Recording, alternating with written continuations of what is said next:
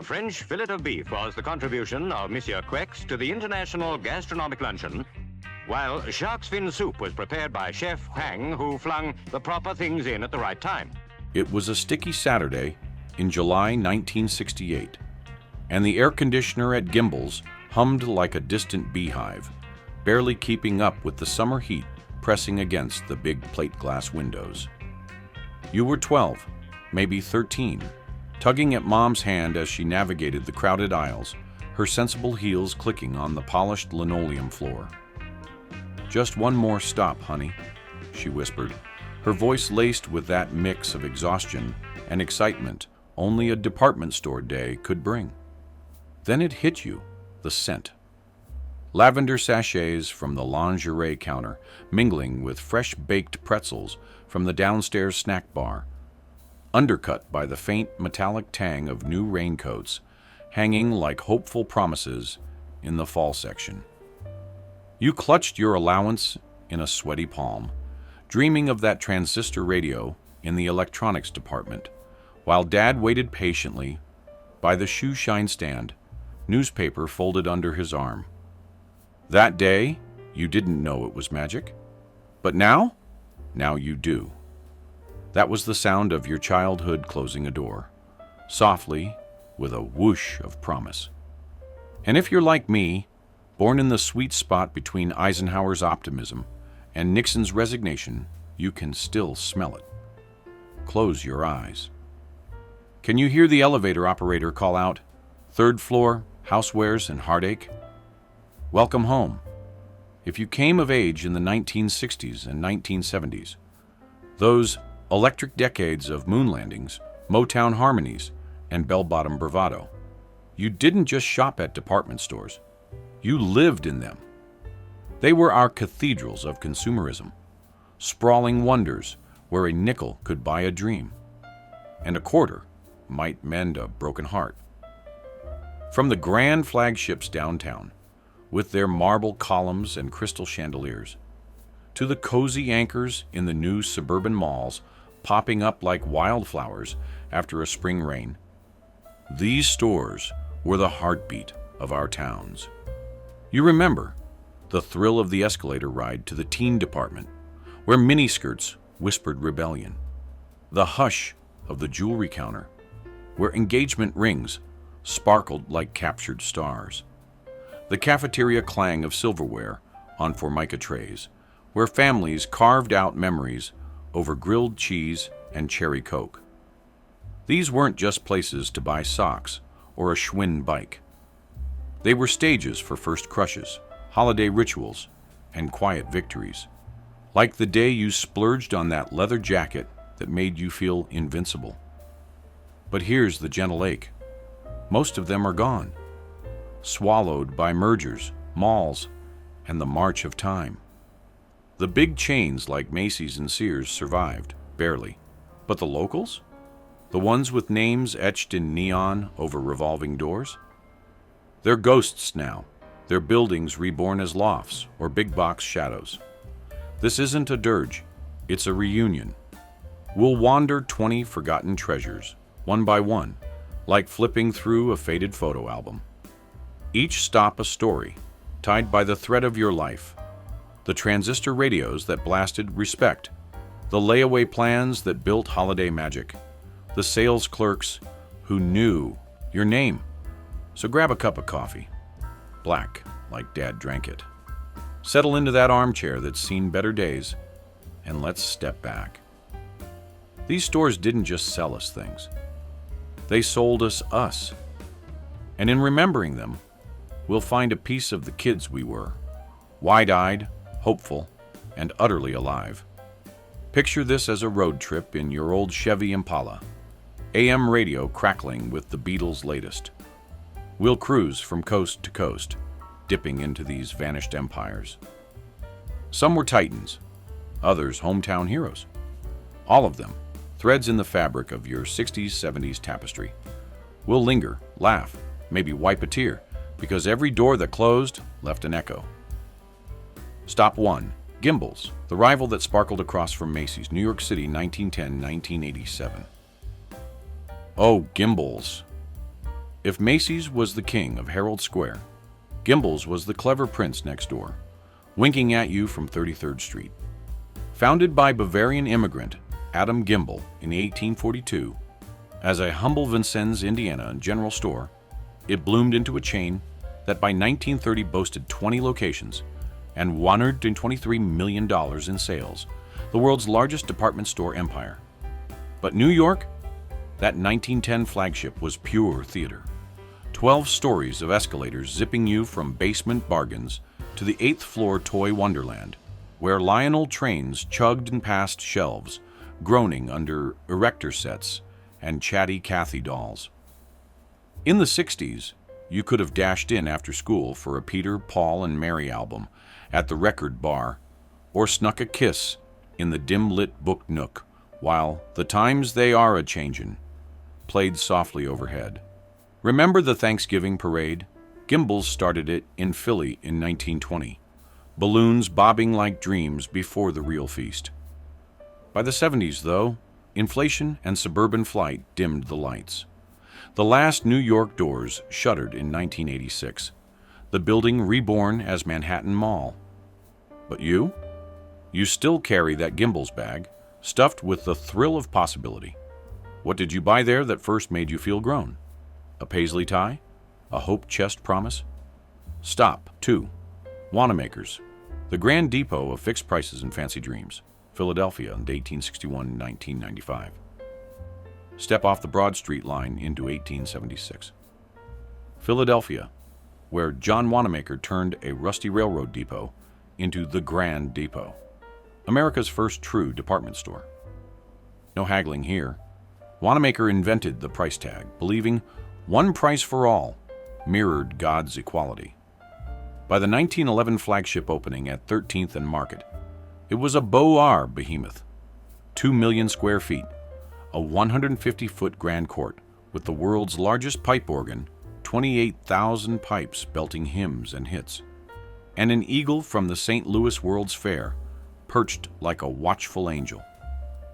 In your teens, that organ concert at noon was church without the pews, Bach swelling as mom-eyed percolators in housewares. The 60s brought mod dresses in the couture salon, where Jackie Kennedy-inspired shifts hung beside avocado green appliances. Holidays? The Christmas light show rivaled Rockefeller Center, twinkling stars over the toy department's Santa throne. But by the 70s, mall migrations and mergers to Woodward and Lothrop, then May, faded the glow. Converted to Macy's in 2006, the organ still sighs on Sundays. Whisper a thank you next time you're near for turning shopping into symphony. Stop 3. Abraham & Straus, Brooklyn's bargain palace of back-to-school magic. Brooklyn, NY, 1865-1995. Fulton Street in the 60s? That's A&S territory, the Jewish Macy's, founded by Abraham and Joseph Strauss, as a dry goods haven for immigrants. By 1900, its flagship sprawled 7 stories, but the real heartbeat in the branches, like the massive 1929 downtown Brooklyn store, with its Art Deco facade and bargain basements piled high with Buster Browns and Betsy Wetzies. You rode the subway from Queens just for the annual White Sale, where per-call sheets fluttered like sails. Picture 1972. Disco lights flickering in the junior department as you rifled through bell-bottoms, the air thick with youth dew perfume samples. Dad grumbled at the haberdashery, but lit up over Timex watches that take a licking.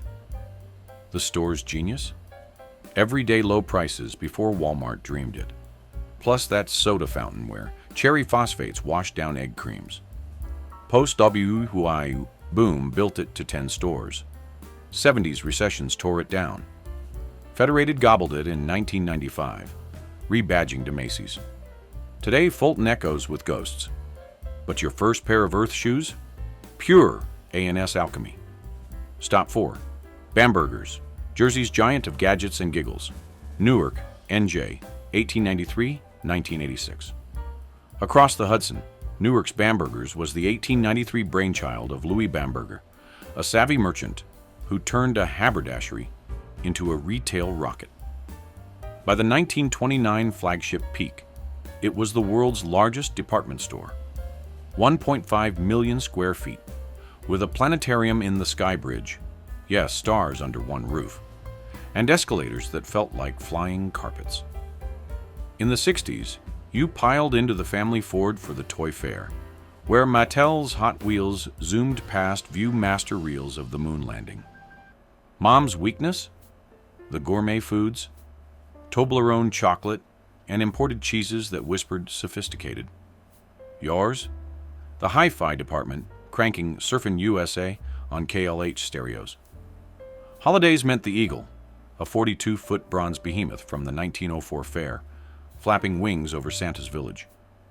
Riots rocked Newark in '67, but Bamberger's endured till '86, when R.H. Macy folded it into its empire.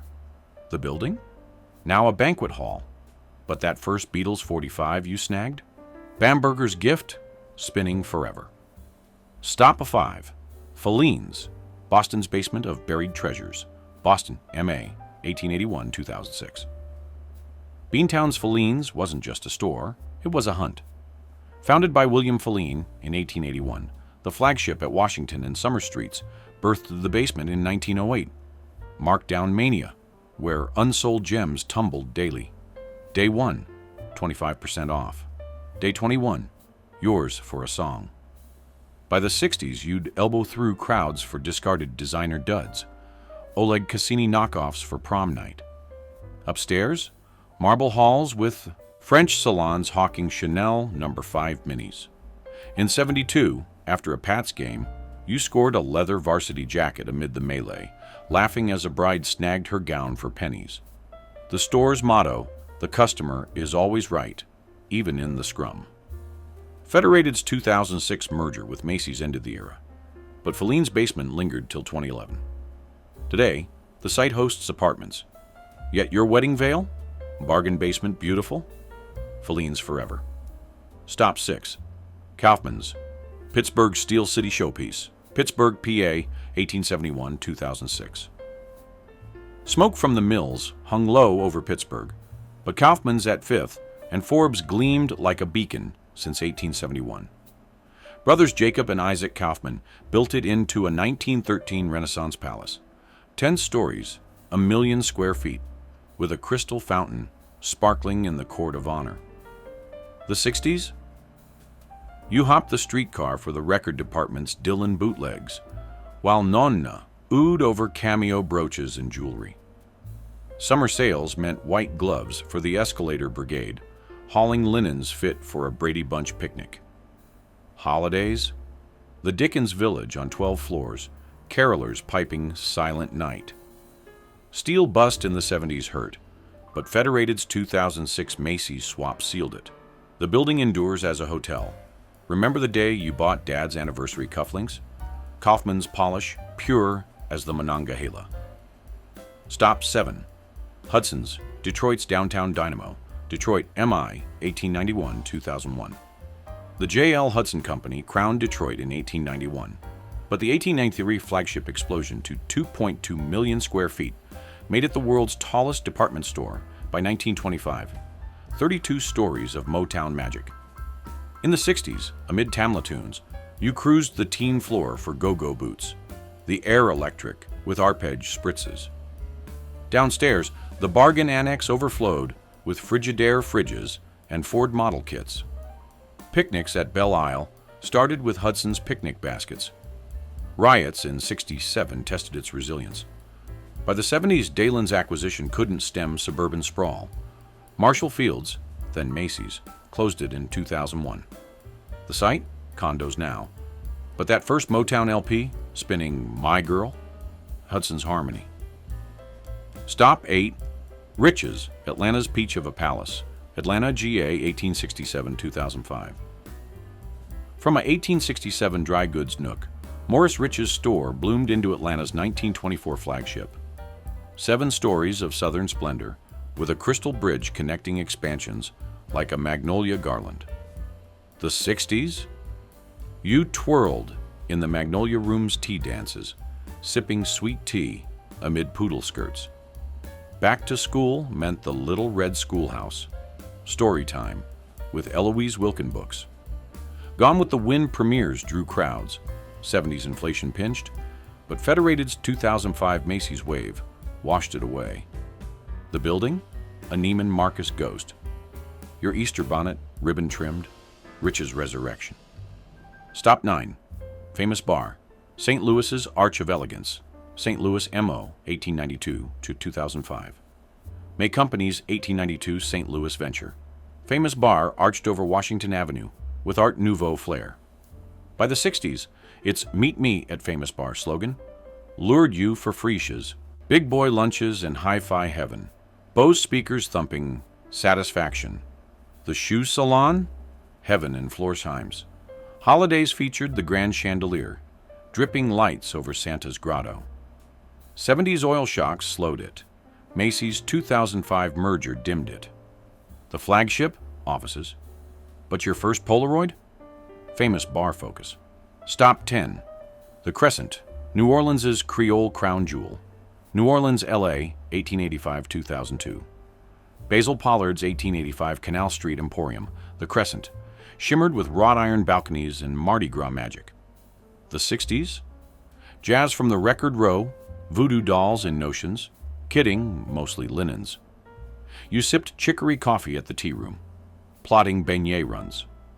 Katrina's shadow loomed early with 70s floods. Dillard's 2002 buyout ended it. The building? Revived as a hotel. Your jazz playlist starter? Crescent Crescendo. Stop 11. Loveman's, Birmingham's beloved bargain hunter. Birmingham, A.L., 1887-1988. 1887's Fifth Avenue flagship. Loveman's was Birmingham's Iron Heart store. 4 stories of southern charm, with a clock tower chiming deals. 60s sales? You nabbed Daisy Duke shorts amid the frenzy. The Toy Tower? Lionel Heaven. Civil rights marches passed its doors. 70s recessions rang the final bell. AmSouth Bank's tower now. Your first Daisy? Loveman's Pluck. Stop 12. Davison's.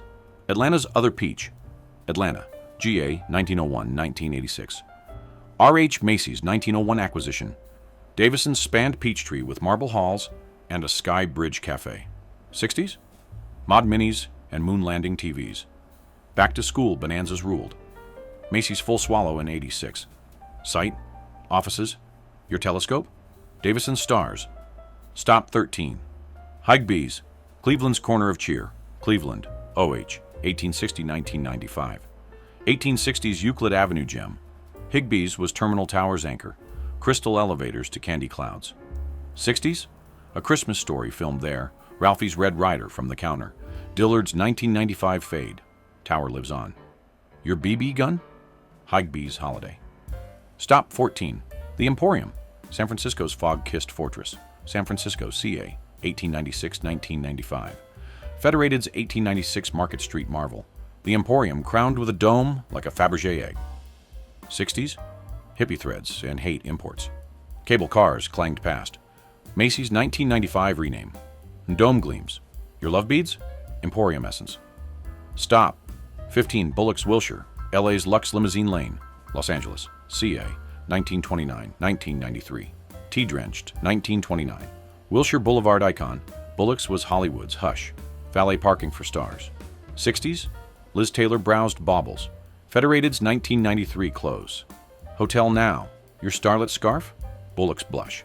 Stop 16. Hess's, Allentown's discount darling.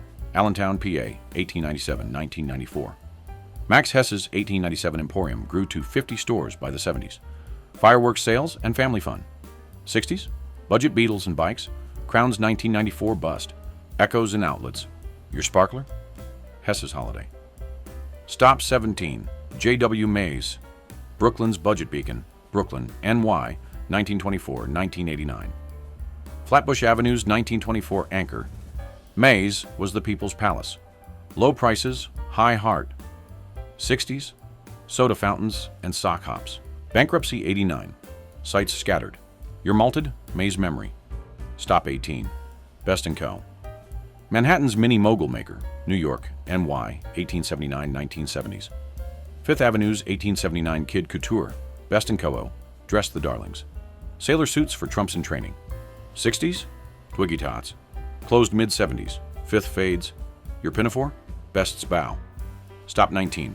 Rollman's, Cincinnati's Riverfront Relic. Cincinnati, OH, 1880s, 1960s. Vine Street's early 1900s Giant. Rollman's liquidated in the 60s.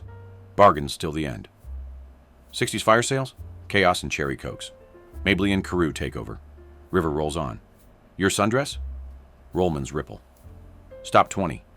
Nash's, Pasadena's Prairie Pioneer. Pasadena, CA, 1889-1976. Grocery to Glam, 1889 store. Nash's burned bright till 76 blaze. 60s? Beach Cruisers and Beatles. Fire's Final Curtain. Ashes to Echoes. Your surfboard? Nash's Wave. Look at your hands again. The ones that smoothed crinkly tissue over that Gimbel's sweater. Clutched a Wanamaker's receipt like a love letter. Or waved goodbye to a Hudson's door as it clicked shut for the last time. These 20 stores weren't just marble and mezzanines. They were mirrors, reflecting the you of flared jeans and far-out dreams, the you who danced through disco days and weathered Watergate woes. They taught us value wasn't in the price tag, but the story stitched to it. They're gone, sure, replaced by algorithms and aisles that never end. But memories? Those don't expire. So here's your gentle homework, fellow time traveler. 1. Dust off a box. That old shopping bag, yellowed catalog, or snapshot from the tea room. Let it whisper. 2. Share a tale. Over coffee with the kids or grandkids, spin the yarn of the day the escalator broke at Feline's, trapping you mid-laugh. 3. Visit a ghost. Drive by a former flagship. Tip your hat to the eagle, the organ, the empty fountain. Feel the hum?